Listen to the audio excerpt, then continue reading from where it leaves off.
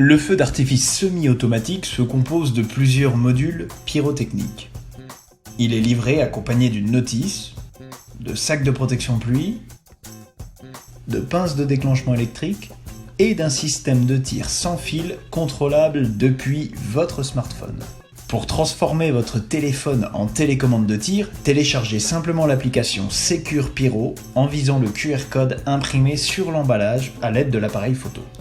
Avant la première utilisation, le boîtier de tir est impérativement à recharger à l'aide du câble USB fourni. Connectez ensuite votre téléphone au boîtier de tir à l'aide du Wi-Fi. Une notice en français vous guide pour réaliser cette étape. Le jour J, disposez les modules pyrotechniques côte à côte sur un sol plat. Il est préférable de les espacer d'une 50aine de centimètres l'un de l'autre. Certains modules affichent un marquage face vers le public. Veillez à ce que ce marquage soit tourné en direction de votre public. Sortez les modules pyrotechniques des emballages de transport afin de permettre au projectile de sortir sans encombre. Utilisez un emballage vide pour faire office de rehausseur pour votre système de tir. Le surélevé améliore la qualité du signal et vous permet donc de le contrôler de plus loin. Chaque module pyrotechnique possède une mèche d'allumage principale. Repérez celle du premier module, retirez le couvre-mèche qui la protège, puis venez pincer cette mèche à l'aide d'une pince de déclenchement électrique. Il s'agit là d'une étape primordiale. La mèche doit venir se loger au-dessus du filament contenu dans la pince, et surtout pas en dessous. Une fois la pression sur la pince relâchée, ne rien faire de plus. N'appuyez pas sur l'extrémité de la pince au risque de briser le filament.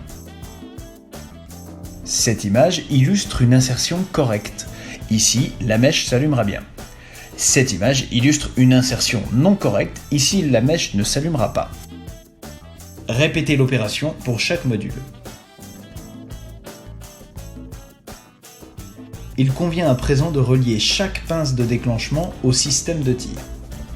Déroulez le câble du premier module jusqu'au boîtier. Ce fil contient deux câbles qu'il vous faudra séparer afin de bien distinguer les deux fils de cuivre.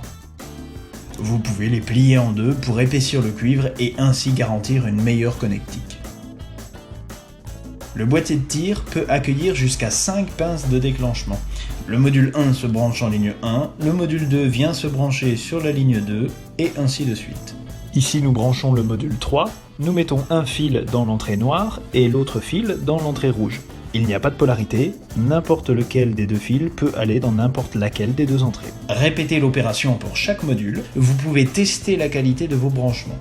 Pour ce faire, allumez le boîtier de tir et lancez l'application Secure Pyro sur votre smartphone. Lorsqu'une coche verte apparaît au niveau de la ligne 1, c'est que le module 1 est correctement relié. Si une croix rouge apparaît, c'est que le module n'est pas correctement branché. Le tir est protégé par deux niveaux de sécurité. La première est désactivable en insérant la clé dans le boîtier de tir et en tournant celle-ci sur la position déverrouillée. La seconde sécurité est à désactiver sur le smartphone en faisant glisser le bandeau supérieur de la position verrouillée vers déverrouillée. Pour le tir, assurez-vous d'avoir un moyen d'extinction à proximité immédiate en cas de début d'incendie. Le déclenchement du premier module s'effectue à l'aide de deux doigts. Il faut en effet cliquer sur Arm et sur Fire 1 en même temps. Le module se déclenche quelques secondes à peine après le tir. Une fois le module terminé, vous pouvez enchaîner avec le suivant. Enchaînez les modules jusqu'à la fin du spectacle. Si toutefois un module pyrotechnique ne démarre pas du fait d'une pince mal installée, vous pouvez remédier à ce problème en allumant à l'aide d'un briquet le module concerné. Veillez à ne jamais vous pencher au-dessus des artifices.